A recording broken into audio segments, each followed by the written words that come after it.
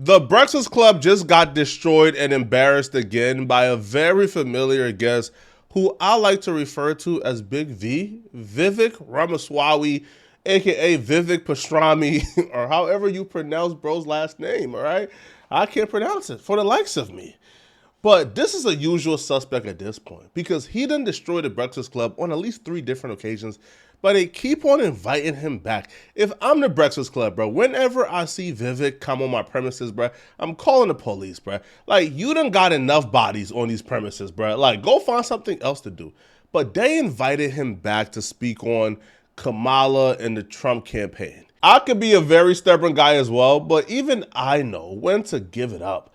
Now, I thought the Breakfast Club would have learned the errors of their ways from the first time they had Vivek on, when their entire audience and all of social media was calling them out for being really biased. They didn't learn a thing because they was really biased during this Vivek interview as well. What I think is missing right now in the race, it's frankly from both sides, is a hard discussion on policy. That's actually what we need. We're less than 3 months out. You don't think Kamala's doing a lot better at that than what we were seeing before from Biden? This like 2 minutes in the interview and they're already like salivating and jumping to defend Kamala. That was a bipartisan critique. He wasn't attacking just Kamala. He was saying, yo, both Trump and Kamala ain't really been speaking on policies in that manner. And when she says, ain't Kamala better on policy talks than Biden? I'm like, excuse me? Wait, which Kamala? You mean this Kamala is better than Biden on policy talk? Experiencing record inflation, the worst in 30 years, way beyond expectations.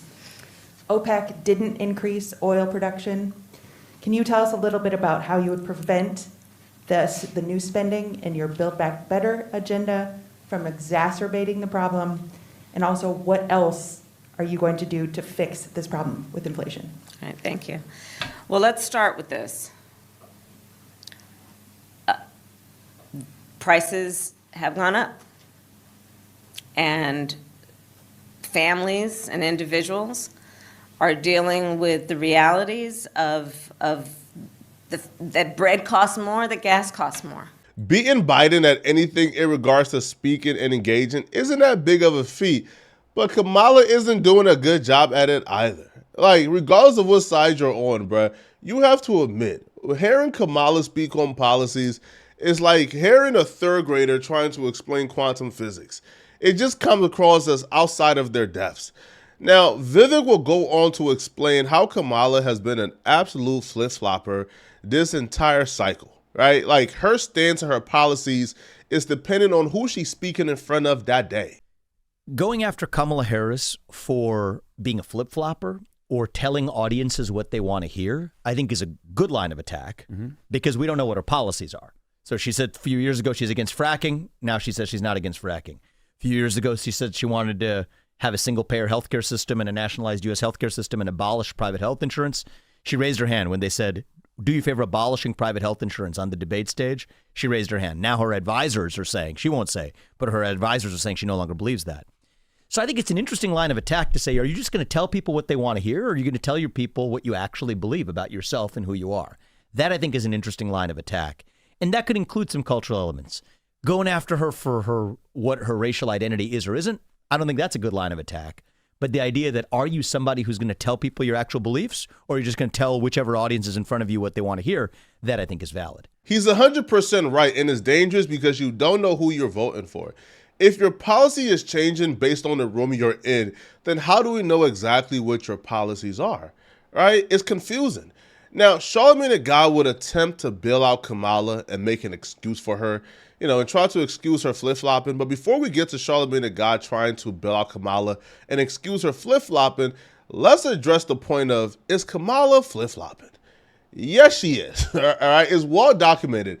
Here's an example of Kamala flip-flopping her stance on policies in an attempt to win over a swing state like Pennsylvania. There's no question I'm in favor of banning fracking. Did you know Kamala has wanted to ban fracking drilling as a presidential candidate, as a senator, as California AG, and San Francisco district attorneys? And you point out this could kill 600,000 Pennsylvania jobs, but now she's trying to walk it back. She's flip-flopping. But guess what? This is what Kamala Harris has done throughout her career. She flip-flops. Her entire political career, she has supported banning fracking up until she's trying to get votes out of people in Pennsylvania to become president. Regardless of what side you're on, we can all admit that's a really scummy thing to do.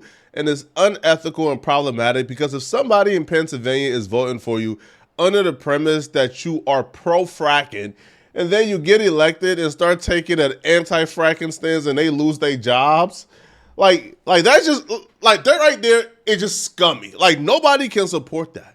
Now, I'm somebody who says, bro, like, I vote for my own personal interests, not for the best interests of the country. And I think everybody should vote that way, all right? You should vote for your own personal best interest, right? So even if you think Kamala is the worst person ever, right? If she has some policy in the mix somewhere that benefits you, vote for her. But people deserve to know what those policies are for them to make a decision. They shouldn't be tricked into voting for you. Now, Charlamagne the God would have an excuse for this, right? So he would try to build Kamala out by saying, no, all politicians flip-flops. Who cares that she's flip-flopping? They all do it, man. Vivek does nothing. For Kamala Harris's part, though, I think she owes the people of this country an answer. Where does she stand on nationalizing healthcare? Are you for it or are you against it? Where do you stand? This is a big one that people don't talk about. Affects small business owners, including black and white business owners across the country. She favors what's called a tax on unrealized capital gains. What that means is even if you have a business, you're a businessman too, right? So you're operating a business, but take somebody who's maybe in a tougher position than you are. That means you have to pay taxes even when you don't have the cash to pay those taxes because the government says that it's worth something and you have to pay 25% of that value every year. Well, what if you don't have the cash in your pocket? That forces you to either sell your business, take out a loan to pay taxes. That's a formula for real economic calamity. She has consistently supported that. That's what we need to be talking about. Are you still in favor of it? If so, why? Let's have that policy debate. And I think that hiding from those issues is something that leaves the American people holding the bag. She'll get to that, I'm sure, when the debates come and everything else. And we only have 3 months. When she does interviews. I agree with that. I want to ask you a thing about the flip-flopping, too. Isn't that what politicians do, though? And what I mean by that is J.D. Vance was calling Trump America's Hitler, right? But now when it comes to Trump, he's the Hawk Tuah girl. Somebody pockets have to be getting greased at this point. Somebody pockets have to be getting greased. Because at this point, it doesn't make sense. So Vivek goes on and explains the capital gains policy, right? And how Kamala endorses it. Charlamagne the God clearly doesn't like that policy. He's clearly against it. But instead of him stating it, instead of him going against Kamala just once, he says, I'm sure she's going to get to it, bro. I don't care. But how about the flip-flopping you just accused her of, though? Sir! And Vivek is like, yes, Charlamagne? I mean, let's have the conversation. No, what about J.D. Vance and Trump? They be...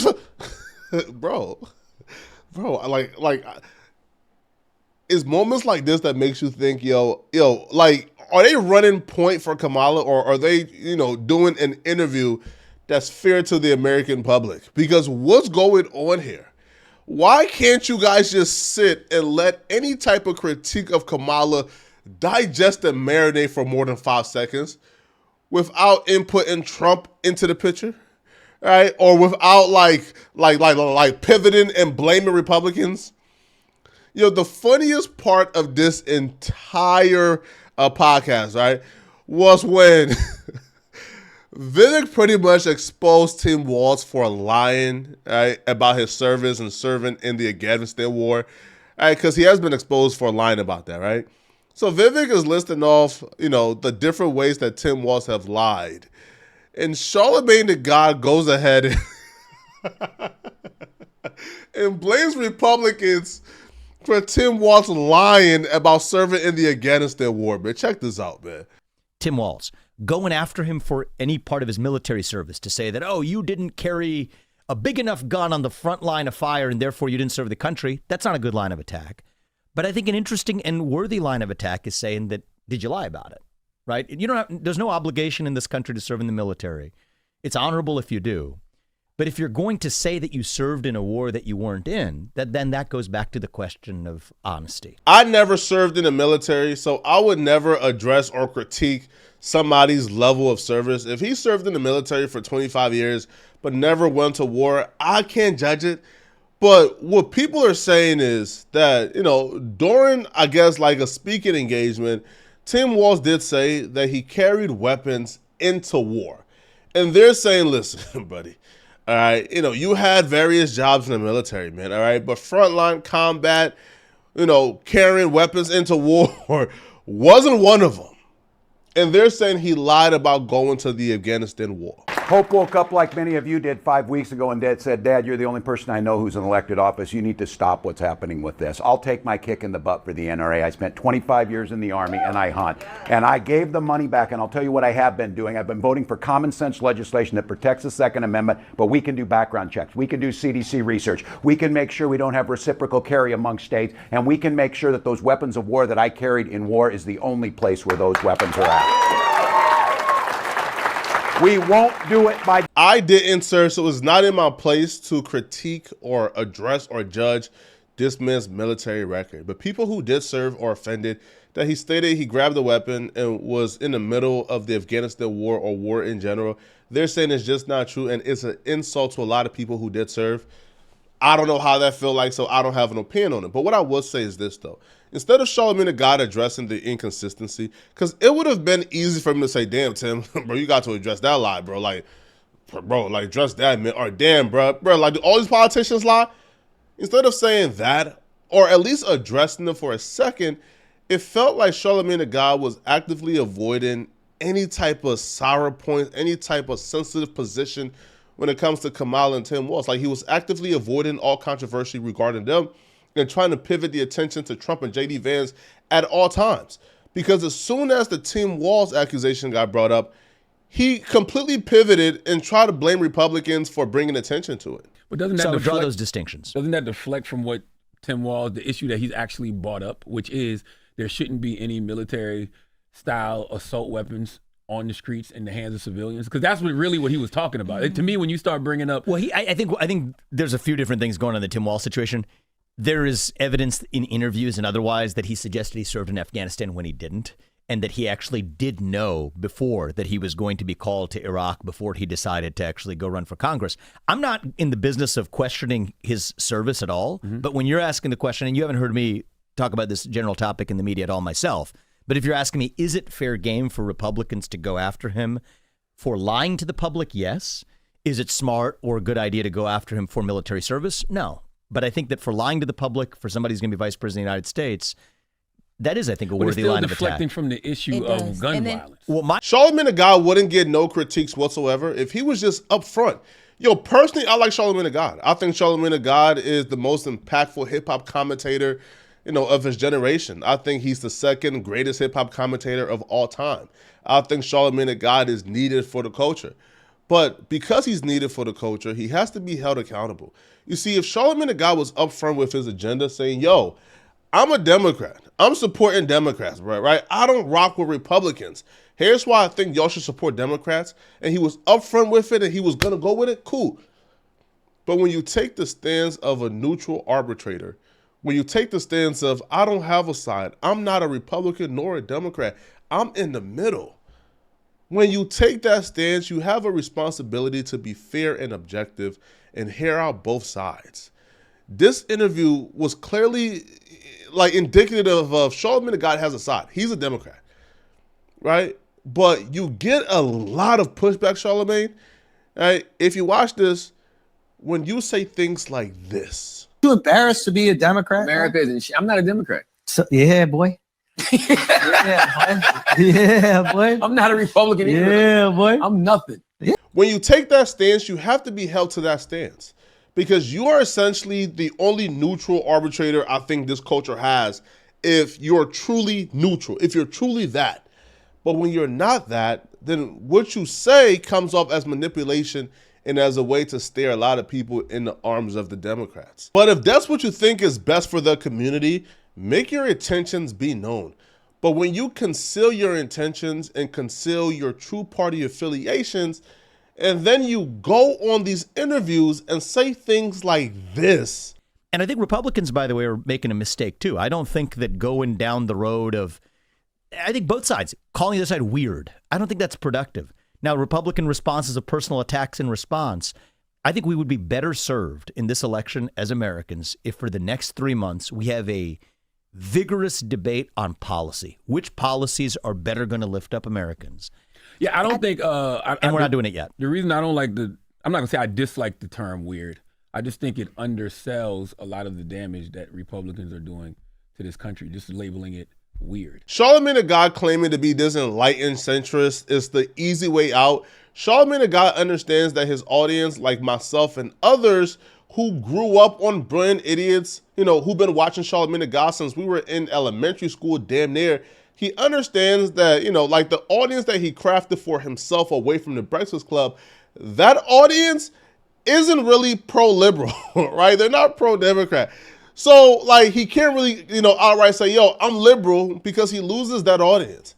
And if he comes out and take the stance of his audience, or take the stance that he's been taking all these years before he made the pivot, he understands, that claiming conservatism or taking on conservative ideology in the spaces that he currently is in is going to be problematic, right? Because Charlamagne the God has higher aspirations, right? He want to be, a daytime television host at some point, right? He want to be a nighttime television host at some point.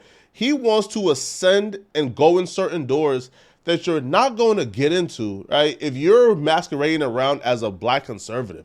I feel like Chris Rufo in Destiny sort of explains this enlightened centralist viewpoint a tad bit better than I can. One is because I think a lot of people that market themselves as center are legitimately spineless cowards and deserve to be called out. I don't ever identify as center anything because it's got such a bad reputation. They maintain this position as the enlightened centrist. They feel like if they explain it well enough, they feel like if they go on a podcast, they feel like if they can, write a jazzy paper, that the world will conform to their good thinking. That's never how it works. Here's a really good quote my mom said to me when I was really young. She said, "Stevie, don't ever let your mind be so open that your brain falls out." And that's what I find that a lot of center people do. There's an understanding that humans are often self-contradictory and consistent, but it's always regarded as in the most nefarious way possible, and it can't be reduced to simply like this person just has a different perspective than I do. Yeah, there's a lot of reasons why that is. The two big ones off the top of my head are, one is generally if somebody tells me that they're kind of like centrist or they've got like a lot of different political views, 9 times out of 10 that person is conservative, just masquerading as a centrist because they don't want the label. So I can understand why people don't trust it. Now, in the case of Charlamagne the God, like, it's really hard to point out. Did Charlamagne the God just have like a complete change in ideology the last 4 years or so?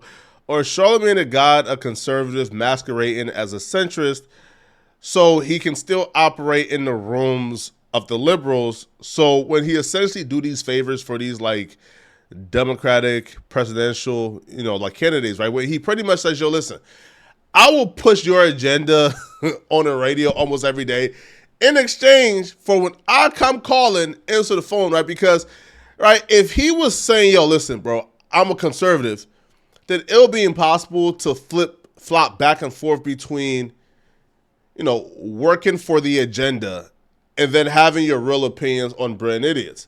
So I feel like you sort of have to have this centrist point of view to where you could go on Brilliant Idiots and be a conservative and give your real opinions, and then go on the Breakfast Club when you have to operate and function a certain way, because you have a boss, and then peddle the Democratic ideology and the agenda.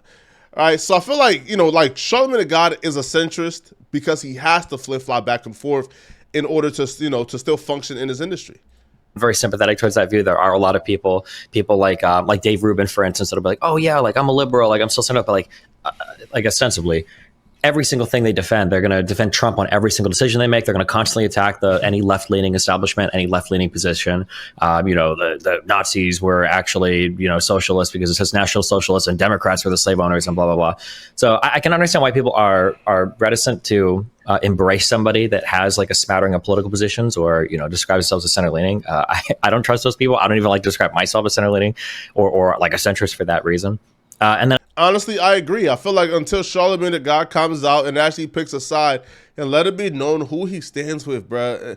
I don't think I can trust his opinion. I still respect Charlemagne, but I can't trust his opinion to be how he really feels, because it feels like he's masquerading and operating in both worlds, right? Because he can't be himself at this particular time. Now, during the interview, Vivek brought up the fact that, like, Kamala is refusing to do any type of media and press. All right, she's not doing no interviews. She's not speaking to the people, and it feels like she's ducking. Now, he brought up the fact that Donald Trump was able to speak to black journalists, and Kamala Harris was invited to that exact same meeting, and she turned it down. She said no, right, due to scheduling conflicts. Now, Vivek will explain why this is problematic, and of course, Charlemagne the God steps in to defend Kamala Harris. She deserves to be questioned, not with kid gloves, but questioned with the gloves off on what exactly her policy vision is for the country. Until that happens, I think the voters are hiding in the dark. And that's what allows the machine to work, because we know she's questioned a lot on that behind closed doors. Who's funding the campaigns of both parties? Behind closed doors, a lot of donors ask a lot of questions. That's how you raise hundreds of millions of dollars in just 1 month. The voting public deserves that same level of transparency. And one of the things I will, say what you will about, you could criticize either side. I like that Donald Trump showed up at the Libertarian Party convention, right? That's a third party. They had a convention. I actually spoke there. He spoke there as well the next night. I like that he spoke to the National Association of Black Journalists in Chicago.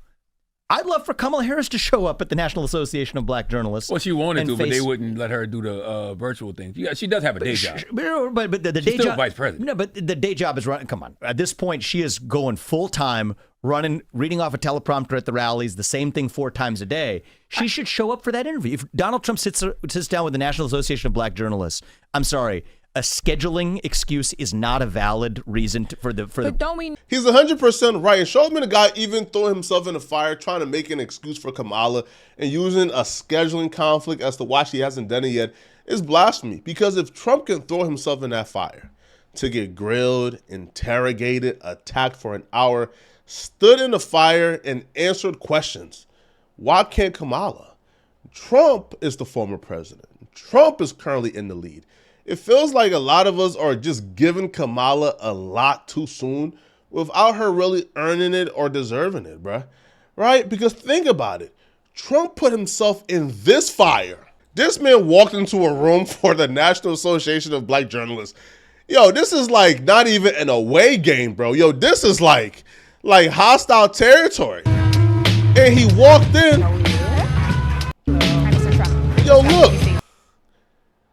Like, come on, home. Yo, this isn't even like a friendly shake. Yo, this is like a ew. Not even shaking that man hand the right way, bro. It's like you don't even want contact with him.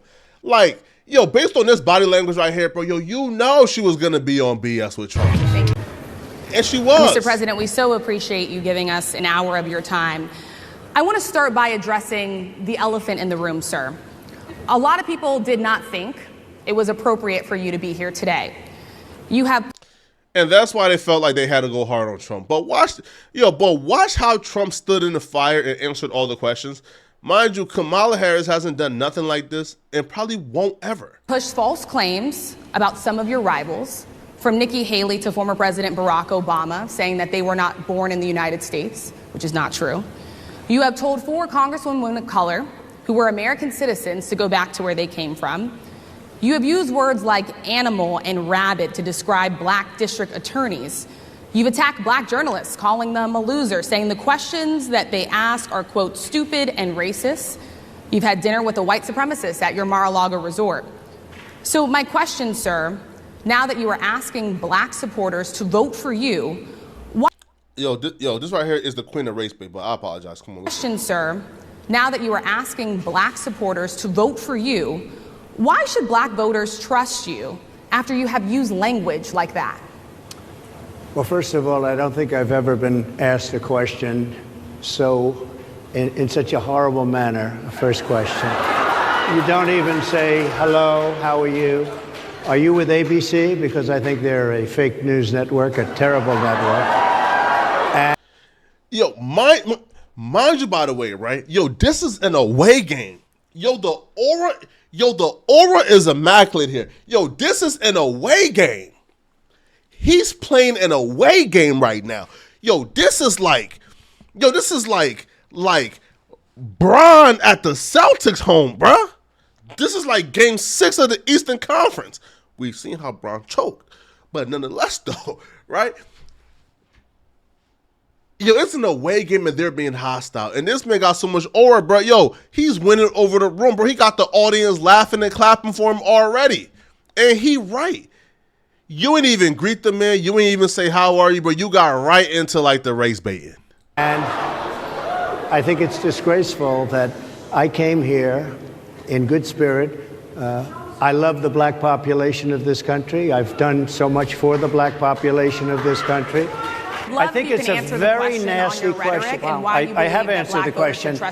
I have been the best president for the black population since Abraham Lincoln. That's my answer. Better than President Johnson, who signed the Voting Rights Act. For you to start off. Absolutely. Bro, we could probably like dive deep into that, right? And speak on a couple of things like the welfare system or affirmative action, right? Like we could probably like dive deep into that, but okay. A question and answer period, especially when you're 35 minutes late because you couldn't get your equipment to work in such a hostile manner. I think it's a disgrace. I really do. Get him, bro. Come on now, bro. And listen, are we not gonna say this is a trend, bro? All right. I mean, how many black baby showers have you went through where the speaker's not working? How many black podcasts have you went to where the mics ain't working? Come on now, bro. They had the president of the United States, former president, in the building and their equipment wasn't working, bro. And he, and he was patient. He was nice. He's in hostile environment, answering questions for the American people, even though I'm not voting for him. Again, people, I'll vote in my best interest, bro. I'm not voting for the betterment of the country, bro. I'm voting selfishly. I like Trump more, but I'm not voting for Trump. Let's just make that clear, right?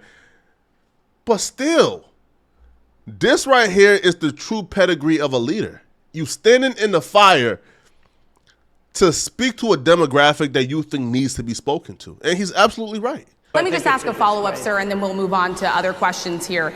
Some of your own supporters, including Republicans on Capitol Hill, have labeled Vice President Kamala Harris, who is the first black and Asian American woman to serve as vice president and be on a major party ticket, as a DEI hire. Is that acceptable language to you? And will you tell those Republicans and those supporters to stop it? How do you define DEI? Go ahead. How do you define diversity, equity, inclusion? Okay, yeah, go ahead. Is that what your definition? Give me a definition then. Would you give me a definition DEI. of that? Give me a definition. Sir, of I'm that. asking you a question, No, a you very have to direct define question. it. Define it for me, if you would. I just defined it, sir. Do you believe that Vice President Kamala Harris is only on the ticket because she is a black woman? Well, I can say no. I think it's maybe a little bit different. So I've known her a long time indirectly, not directly very much, and she was always of Indian heritage, and she was only promoting Indian heritage. I didn't know she was black until a number of years ago when she happened to turn black, and now she wants to be known as black. So I don't know, is she Indian or is she black? She has always identified as a black woman. She went to a historically black college. I respect either one, but she obviously doesn't, because she was Indian all the way, and then all of a sudden she made a turn, and she became a black person. Just to be clear, sir. Yo, can you imagine Kamala Harris on Fox News in this hostile environment? And I think somebody should look into. She cutting off the former president, bruh. She thirsty to get a moment, thirsty to get a clip, but he still stood in the fire. But Charlamagne the God is saying that Kamala Harris gets a pass, and she don't got to do this because of a scheduling conflict. To that too, when you continue in a very hostile, nasty tone. It's a direct question, sir. Do you believe that Vice President Kamala Harris is a DEI hire, as some Republicans have said? I mean, I really don't know. Charlamagne the God asked Vivek a question during this interview that I think really symbolizes and indicative of what's wrong with the black vote currently, right? Respect her as a candidate in a way that I don't until she actually does it. You're not just going to support your fellow Indian because she's an Indian? So Big V laughs and sort of disregards the question as if Charlamagne the God is joking, but he's not. He's dead serious. And this right here is what I believe is somewhat wrong with the black vote, is black people vote like a monolith, right? See, Democrats have been able to trick black folks into thinking that these are black policies, right? Like, for example, black folks voted for Obama just because he's black. But however, bro, like a black candidate, you know, a real serious black candidate, bro, don't come along so often, right? It probably like come along like what? Like once every, I don't know, like generation. So the Democrats have been able to sort of brainwash and manipulate black folks into thinking that the Democratic vote is the black vote. And if you vote against that, well, you're voting against, you know, black folks, right? But, bro, black folks are not a monolith, bro. Like, we don't all have the same, like, interest or same self-interest, right? Bro, I'm selfish. Listen, I know probably a vote for Trump is probably what's best for the country. But the minute that Trump starts speaking about absolute immunity, bro, for cops, he lost me. All right, he lost me. I can't vote for you, son. All right? But that's just my own personal self-interest. If somebody asked me if they should vote for Trump, I would say, oh, bro, look at Trump policy, bro. Like, what can Trump do for you? Right? Like, why do you think it's a good idea to vote for Trump? Right? I wouldn't recommend somebody not voting for Trump due to police immunity if that's not an issue they care about. But Charlamagne the God, you know, like represents the mentality that a lot of black folks have, which is this hive mentality of the Democratic vote is the black vote and voting against Democrats is voting against black folks. Now, like something really silly happens, right? So Vivek actually spoke on behalf of Indian people and their view on Kamala, and Charlamagne the God tried to challenge like what he was saying as if like Vivek is not the authority in this conversation when it has like when it comes to the Indian mentality regarding Kamala Harris, right? Like he tried to challenge the Indian man, given his view and speaking for the Indian people, all because it went against Kamala Harris. Well, you know, I would say that one of the things actually funny you bring that up in the, I believe we're all American, we got to vote in policy, of course. A lot of the Indian American community is a little bit disappointed or a little bit offended, at least at the fact that she doesn't really own that part of her identity anymore. Why in the way she did before, right? I'm not saying that. I'm just she owns both. I'm don't blame the messenger, but I'm telling you you can take it as a fact that a good, at least in my read of it, I think a lot of Indian Americans do have a little bit of disappointment about that. And he's Indian, he can speak towards that. But y'all let me know in the comment section, what do you guys think about this Breakfast Club interview with Big V? Do you feel like the Breakfast Club was biased? Do you feel like they weren't biased? Let me know, all right? And who do you guys think walked away with the W in this interview? And if you're still watching, click on this video somewhere on my screen to find out how this former No Jumper employee just crashed out on Adam 22 mid-podcast. Click on this video right here to find out what I'm talking about. I'm out of here, folks. Peace.